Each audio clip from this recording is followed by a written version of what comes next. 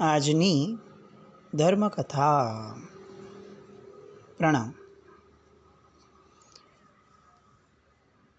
પરમ પૂજ્ય આચાર્ય ભગવંત યુગ પ્રધાન એવા કાલિકાચાર્ય દ્વિતીય તરીકે તેઓ ઓળખાય છે. કાલિકાચાર્ય એમની વાર્તામાં આપણે આગળ વધ્યા છીએ ત્યારે વચ્ચે આપણે ક્ષણિક મહારાજાનું ચરિત્ર, એને એમના જીવનની અંદરમાં એમના પત્નીઓ, એમના પુત્રો વગેરે કેટલાય દીક્ષા લીધી તે વાતને આપણે ગઈકાલ સુધી જોઈ. સાથે સાથે હજી એક વસ્તુ લેવા જેવી લાગે છે કે વર્ધમાન સ્વામી ભગવાન થકી કેટલાક રાજવીઓ ધર્મ પામ્યા હતા. આજે આપણને જે શિક્ષણ ભણાવવામાં આવે છે, શિક્ષણની અંદરમાં મહદઅંશે જે જૈન ધર્મી રાજાઓ હતા એ બધાને બૌદ્ધ ધર્મી રાજાઓ તરીકે આપણને સમજાવવામાં અને બતાવવામાં આવ્યા છે. આપણી ખાસી એવી મોટી આ જનરેશન નવી જે છે એનો મોટામાં મોટો ભાગ એ બૌદ્ધ ધર્મને એક સર્વમાન્ય ધર્મ તરીકે બિહારના એ સમયના રાજવીઓનો એને માને છે. પરંતુ વસ્તુસ્થિતિ કેટલીક અલગ હતી. વર્ધમાન સ્વામી ભગવાનના નિર્વાણના લગભગ 16 વર્ષ પૂર્વે ગૌતમ બુદ્ધ કાળ પામ્યા હતા અને ગૌતમ બુદ્ધના નિર્વાણ બાદ વર્ધમાન સ્વામી ભગવાન કેવલી તરીકે 16 વર્ષ વિચર્યા. એ 16 વર્ષ દરમિયાન પણ કેટલાક બૌદ્ધ રાજાઓ કે જે પહેલાં સનાતન ધર્મ પાળતા હતા પછી બૌદ્ધ ધર્મ પાળવા લાગ્યા અને પછી વર્ધમાન સ્વામી ભગવાનના સંપર્કમાં આવતા, એમની દેશના વગેરે સાંભળતા તેઓ પૂર્ણપણે જૈન ધર્મી બન્યા. એવા કેટલાક રાજાઓના નામો. નંબર 1 મગધ એટલે કે રાજગૃહીના મહારાજા ક્ષણિક. નંબર 2 ચંપાનગરીના રાજા ક્ષણિકનો પુત્ર અશોક, જેનું પ્રસિદ્ધ નામ છે કોણિક, અશોકચંદ્ર એનું નામ છે કોણિક. વૈશાલીના રાજા ચેટક અને તેમના સામંતો મળીને કુલ 21 રાજાઓ એ જૈન ધર્મી હતા. કાશી દેશના મલ્લકી જાતિના માંડલિક રાજાઓ એ પણ જૈન ધર્મ પાળતા હતા. કૌશલ દેશના લિચ્છવી જાતિના 9 રાજાઓ એ જૈન ધર્મી બન્યા હતા. અમલકલ્પા નગરીના શ્વેત નામના રાજા જૈન ધર્મ પાળતા હતા. સિંધ સૌવીર વિતભય પટ્ટનના ઉદાયન રાજા, ત્યારબાદ કૌશંબી નગરના ઉદાયન વત્સ રાજા, ક્ષત્રિયકુંડ નગરના મહારાજા નંદીવર્ધન કે જેઓ વર્ધમાન સ્વામી ભગવાનના વડીલ ભ્રાતા પણ હતા. માલવ દેશના મહારાજા ચંડપ્રદ્યોત. આ ચંડપ્રદ્યોત રાજા જે છે એ વર્ધમાન સ્વામી ભગવાન જે દિવસે નિર્વાણ પામ્યા એ જ દિવસે એ કાળકાર્ય એમને મૃત્યુ થયું હતું. હિમાલય પર્વતની ઉત્તર તરફ પૃષ્ઠ ચંપાના રાજા શાલ અને મહાશાલ એ બંને ભાઈઓ, આપણે બરેસરની સજ્જાઈમાં આ બંને ભાઈઓને યાદ કરીએ છીએ. પોલાસપુર નગરના વિજય નામના રાજા, પ્રતિષ્ઠાનપુર નગરના પ્રસન્નચંદ્ર રાજાવી, જેમની સજ્જાઈ, જેમની વાતો એ ઘણી બધી વાર આપણે ઘણા કથાનકોમાં સાંભળીએ છીએ. તેઓ હર્ષશીર્ષ નગરના આદિનશત્રુ રાજા, વૃષભપુરના ધનાવહ રાજા, વીરપુર નગરના વીર કૃષ્ણમિત્ર રાજા, વિજયપુરના પ્રિયચંદ્ર રાજા, મહાપુરના બળ રાજા, ચંપાનગરીના દત્ત રાજા અને સાકેતપુરના મિત્રનંદી રાજા. આ બધા રાજાઓ જે છે એ ઉપરાંત એમના દેશની વિવિધ પ્રજાઓએ જૈન ધર્મને સ્વીકાર્યો હતો. એટલે એ સમયે જૈન ધર્મ એ રાષ્ટ્રધર્મ તરીકે પ્રચલિત થયો હતો.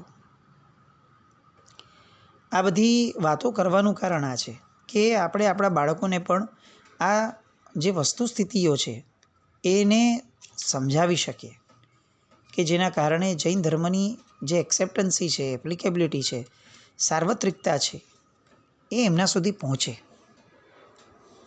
હવે આપણે આપણી મૂળ વાર્તા પર આવીએ. કાલિકાચાર્ય એ શ્રુત પારગામી હતા. એઓ અવંતીના પાટનગર ઉજ્જૈનીમાં પોતાના બહોળા શિષ્ય સમુદાય સાથે ક્ષિપ્રા નદીના કિનારે આવેલા ઉપવનની પૌષદશાળામાં સ્થિર થયા હતા. બીજી બાજુ બાળ બ્રહ્મચારીની ગચ્છનાયિકા સાધ્વી સરસ્વતીજી અનેક સાધ્વીજીઓ સહિત ઉજ્જૈનીના ઉપાશ્રયમાં આવીને પહોંચ્યા. અવંતીના પાટનગર ઉજ્જૈનીની જનતા જ્યોતિર્ધર એવા આ સુરેશ્વરજીની અમૃત દેશનાનો લાભ લેવા માટે નિયમિતપણે પૌષદ શાળા એકત્રિત થતી. એ સમયે સાધ્વી સરસ્વતીજી આદિ સાધ્વીજીઓ પણ ઉજ્જૈનીના મહિલા સમાજની સાથે વ્યાખ્યાન શ્રવણ કરવા માટે નિયમિત નગરની બહાર રહેલા ઉપવનની પૌષદ શાળામાં જતા. આ રીતે નિયમિત જતા આવતા ક્રમમાં એક દિવસ અવંતીપતિ ગંધર્વસેન રાજા, કે જેનું બીજું નામ હતું ગર્દભીલ, એની નજરે આ અતિ રૂપવંતી એવા સાધ્વીજી સરસ્વતી આવ્યા. આ રાજા યુવાન, મદાંધ અને ભાન ભૂલેલ હતો. સરસ્વતી સાધ્વીજીને જોતાં જ એની મતિ ભ્રષ્ટ બની. સારા નરસા બધાનો વિચાર કર્યા વગર એણે પોતાની સાથે રહેલા સુભટોનો નાયક નંદ એને તત્ક્ષણ હુકમ કર્યો કે વ્યાખ્યાન શ્રવણ કરીને પાછી ફરે ત્યારે આ સાધ્વીજીને ત્યારે કોઈ પણ હિસાબે પકડીને મારા મહેલમાં લાવી. આ ગંધર્વસેન રાજાના 2 મહેલ હતા. એક હતો એનો ઓરિજિનલ મહેલ કે જ્યાં મદનસેના, એની પત્ની મહારાણી અને રાજ્ય કુટુંબ રહેતું હતું. એ ક્ષિપ્રા નદીના કાંઠે ઉપવનમાં હતો, જ્યારે બીજો પૌષદ શાળા ત્યાંથી અડધો માઇલ દૂર હતી. અને બીજો રાજ્ય મહેલ જે હતો એ ઉજ્જૈનીના કિલ્લાની અંદર રાજ્ય વહીવટની અદાલતની પાછળ આવેલા ભાગમાં હતો. નોર્મલ કોર્સમાં આ રાજમહેલનો ઉપયોગ ગંધર્વસેનાના દુરાચાર માટે થતો. ગંધર્વસેન અતિ કામુક વ્યક્તિ. ઇતિહાસની અંદરમાં જેન્યુઇનલી કાળા અક્ષરે લખી શકાય એવું જે જીવન જીવ્યા હોય એવું એ રાજા. એની કામાભિલાષા અતિશય ઉગ્ર. શહેરની રૂપવતી સ્ત્રીઓ તેમજ કન્યાઓનું અપહરણ કરાવે. એ પોતાના કિલ્લામાં એનું મનોરંજન કરતો અને એના કારણે ઉજ્જૈનની પ્રજા પણ આ અત્યાચારથી કંટાળી ગઈ હતી. પણ ફરિયાદ કોની પાસે કરવી જ્યારે રાજા જ આવો છે તો? જોકે તે સમયનો મહાજન માઇકાંગલું નહોતું. તેઓ રાજવીને પણ ઘડીભરમાં વિચાર કરાવડાવી દે એવો એમનો ઠસ્સો હતો. પણ એવામાં આ સાધ્વી સરસ્વતીજીના અપહરણની વાત એના મનમાં બેસી. ગંધર્વસેનના જીવનની એક અતિ દારૂણ અને કારુણ કહી શકાય એવી એક ઘટના બીજી હતી. એને પોતાની જ ઉંમરની અડોલિયા નામની અતિ સુંદર બહેન હતી. રૂપ સૌંદર્યથી અત્યંત મુગ્ધ કરી દે એવી એની બહેન હતી. એ એની બહેન ઉપર મોહાયો. જ્યારે એનો યુવરાજપણાનો અભિષેક થતો હતો ત્યારે જે એની બહેન તૈયાર થઈને આવી હતી એ જોઈ અને પોતાની જાતનું પણ ભાન ભૂલી અને એની પોતાની બહેન ઉપર કરડી નજર કરી. નજર નાખી એટલું જ નહીં, એની બહેન સાથે એને ભોગ વિલાસ પણ કર્યો. આ સમયે પ્રજામાં હાહાકાર મચી ગયેલો. અમાત્ય વર્ગે પણ એને સમજાવ્યો. અડોલિયાને એની નજરથી દૂર રાખવા માટે એની બહેનને 7મા માળે રાખી. પણ તેમ છતાં આ વિષય એટલો ભયંકર હતો કે ગુપ્ત રીતે 7મી મજલે ભણે જવા લાગ્યો. નગર આખું તો વાકેફ હતું જ. એનો આ સેનાપતિ કહી શકાય એવો આ નંદ, એ પણ આ બધાથી વાકેફ હતો. પણ રાજાની સામે પડવાની હિંમત કોઈ ન કરે. પણ આ નંદને પરમાત્માના શાસનના મતો સાથે ખૂબ સહમતિ હતી અને એટલે એક સતી સાધ્વીના પવિત્ર શિયળને ભ્રષ્ટ કરવામાં એ સહાયભૂત બને એ વિચારથી એ ક્યારેય સહમત ન થયો. પણ પરિસ્થિતિ એવી હતી કે એક તરફ વાવ અને બીજી તરફ નદી. શું કરવું એની ગડમથલ હતી. પણ એને વિચક્ષણ રીતે એક વિચારણા કરી અને અંતે એક સુયોગ્ય માર્ગ એને મળ્યો. એણે વિચાર્યું કે સરસ્વતી સાધ્વીજીને જો હું મદનસેનાના મહેલે પહોંચાડી દઉં તો રાજાનો આદેશ માન્ય કર્યો કહેવાય, કારણ કે હું રાજાના મહેલમાં લઈ આવ્યો છું. અને બીજી બાજુ રાણી મદનસેનાના મહેલમાં રહેતી સાધ્વીજી, એને કોઈ વાંધો જ નહીં આવે, કારણ કે એ મદનસેનાનો ઠસ્સો હતો કે એ કોઈ પણ કાર્ય પોતાની મરજીથી વિરુદ્ધનું એ કરે નહીં અને થવા પણ ન દે. નંદે પોતાના સુભટોને આ બધી ગુપ્ત સલાહ આપી દીધી. આ બાજુ કલિકાચાર્યનું વ્યાખ્યાન પૂરું થયું. માનવ મેદની વિખરાઈ, દરેક પોતપોતાના માર્ગે ચાલતા હતા. સાધ્વી સરસ્વતીજી કાલિકાચાર્યજીની સાથે ધર્મગોષ્ઠી કરવા માટે બેઠા. છેલ્લે નીકળતી વખતે એમણે જણાવ્યું કે ગુરુદેવ, આજે મારી જમણી ભુજા અને આંખ બંને ફરકે છે, માટે આજે જરૂર કંઈક અશુભ થવાનું લાગે છે. જવાબમાં આચાર્યદેવે પણ આશ્વાસન આપતા કહ્યું કે શાસનદેવ તમારું રક્ષણ કરો. આ પ્રમાણે વાર્તાલાપ બાદ સરસ્વતીજી નગર તરફ પ્રયાણ કરે છે. એટલામાં ઝાડના ઝુંડ વચ્ચેથી કંઈક અવાજ સંભળાયો. આ જંગલનો ભાગ છે એટલે તદ્દન નિર્જન હતો. અને એટલામાં અચાનક બુકાની બાંધેલ શસ્ત્રધારીઓ એ સુભટો જાળીમાંથી બહાર આવ્યા. કોઈ વરુ પોતાના શિકાર ઉપર જે રીતે તરાપ મારે એવી રીતે એમણે સારસ્વતી સાધ્વીજીને ઘેરી લીધા.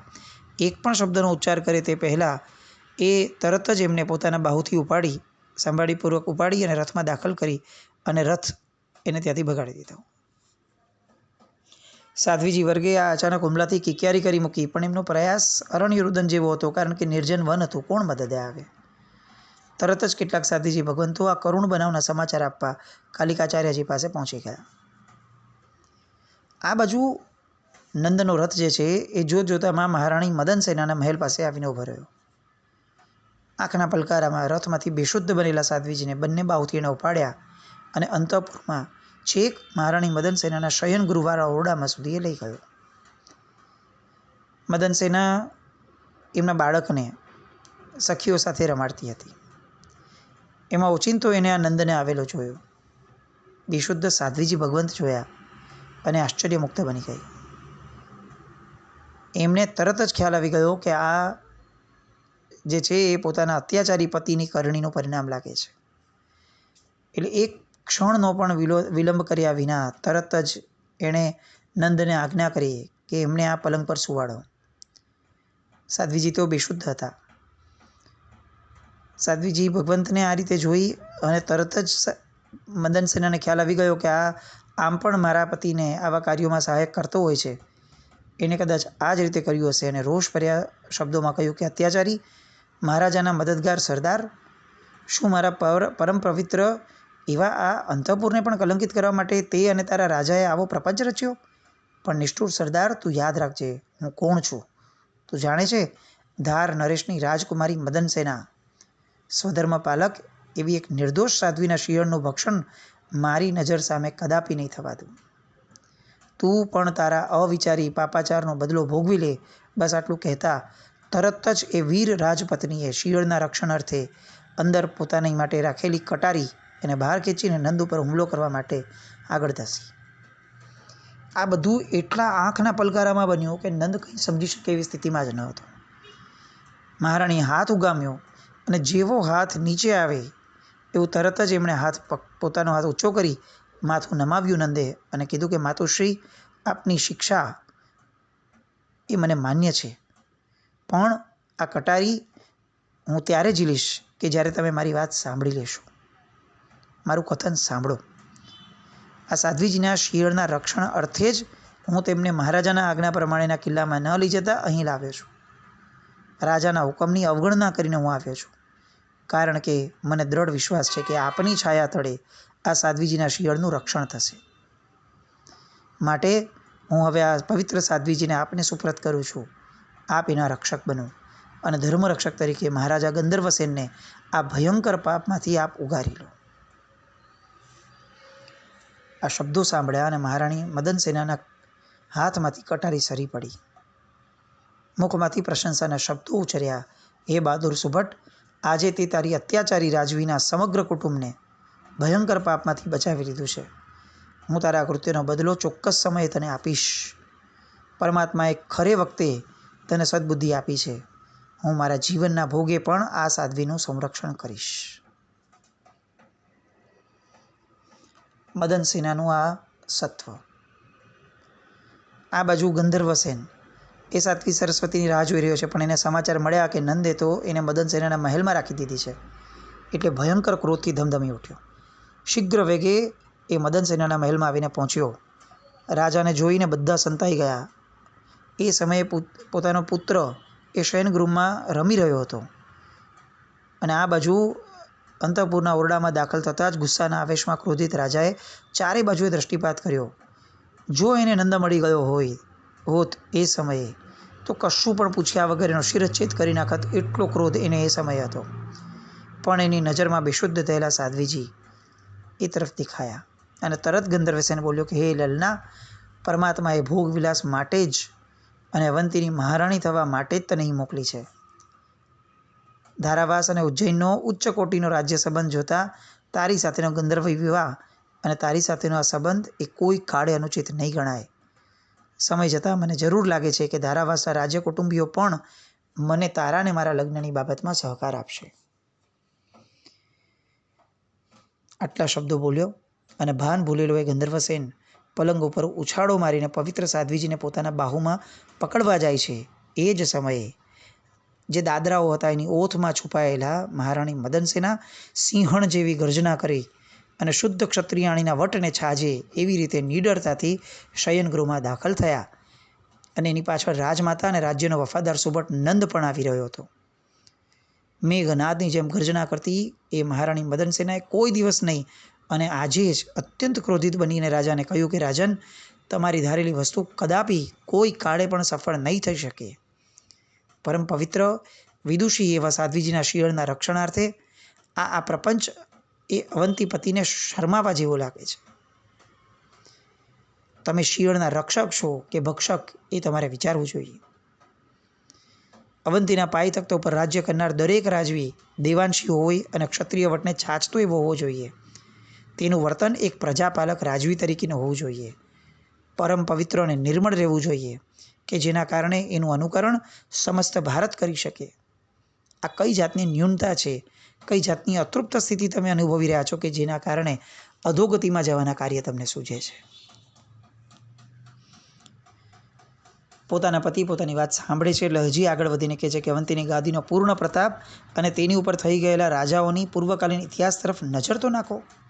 આ જ પાટનગરના રાજવી સમ્રાટ સંપ્રતિ, જેમણે સમસ્ત ભારતમાં જૈન ધર્મના પ્રચાર અર્થે એવી સુંદર અમરકીર્તિ પ્રાપ્ત કરી છે, જેમની અમર નામના રવિ ઉદયની જેમ અમરતાને પ્રાપ્ત થઈ છે. યાદ કરો આ પાટનગરમાં થયેલ ભદ્રા શેઠાણીના સુપુત્ર અવંતી સુકુમાર, કે જેમણે માત્ર એક જ દિવસની દીક્ષા પાડી અને 12મા દેવલોકની વૃદ્ધિ પ્રાપ્ત થઈ હતી. એમના સ્મરણાર્થે મહાકાળે અવંતી પાર્શ્વનાથ ભગવાનનું જે જિનાલય બનાવ્યું છે એ જિનાલયને એ અવંતી પાર્શ્વનાથ ભગવાનને સ્મરણમાં લાવો. આ સમ્રાટ સંપ્રતિએ ખાસ રત્નજડિત રથ બનાવી ભવ્ય રથયાત્રા કરી અને જૈન ધર્મનો પ્રચાર છેક લંકા સુધીના પ્રદેશોમાં વિસ્તૃત કર્યો હતો. આવા પવિત્ર રાજ્ય સિંહાસન ઉપર બિરાજમાન થનાર એવા મારા પતિદેવ કેવા હોવા જોઈએ? અવંતીના પવિત્ર અંતઃપુરની અંદરમાં રાજ્ય માતાની હાજરીમાં આ તમે આવું કુકર્મ કરવા આવ્યા છો? રાષ્ટ્રધર્મ તરીકે વ્યાપેલ એવા પરમ પવિત્ર જૈન ધર્મના પ્રચાર અર્થે પ્રબળ પુરુષાર્થ કરવો જોઈએ, એની બદલે ધર્મની પવિત્ર સાધ્વીના શિયળનું ભક્ષણ કરો છો. શું આપ ઇતિહાસના પાને એવું નોંધાવવા માંગો છો કે તમે ભક્ષક હતા? કદાપી કોઈ કાળે એ વસ્તુ બનશે નહીં.